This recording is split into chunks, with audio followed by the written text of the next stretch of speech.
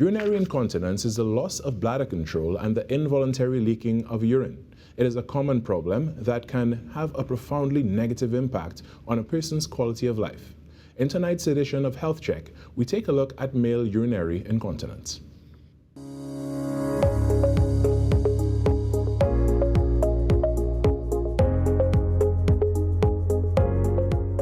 Male urinary incontinence is often not talked about, but is something that many men live with and have been ashamed about.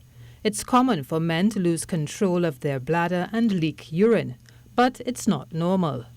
Urinary incontinence is the involuntary loss of urine, meaning that it is not under your control. It is not involved with the urinary stream. It happens throughout the day. You may feel it coming down, you may not, but it's any leakage or loss of urine which you have no control over, and it happens in both men and women.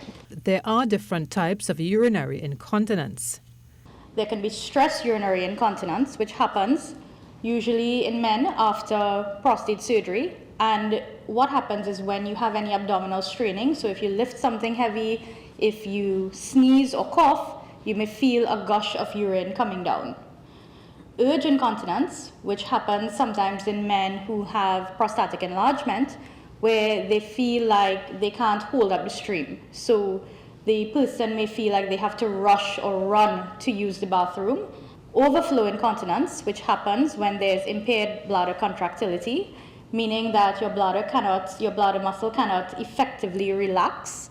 There is also mixed incontinence when a person has one or two or all three types together. Some medical conditions such as diabetes, stroke, and Parkinson's disease can also lead to male incontinence.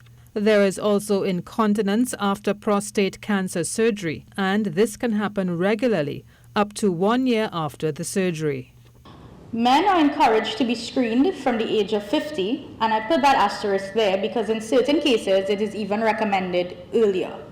So if you are Afro-Caribbean, if you have a strong family history of prostate cancer, such as your dad or brothers, it is recommended from 10 years before that person was diagnosed.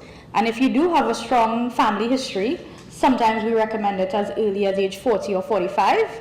Lifestyle changes such as avoiding caffeine, avoiding carbonated drinks or sodas, avoiding foods that are spicy, adjusting the use of certain medications, and limiting fluid intake at different times can make a difference, while pelvic floor muscle therapy or physiotherapy can help to gain proper control of the pelvic floor. I'm Karen Kozier-Phillip with your TTT News Health Check.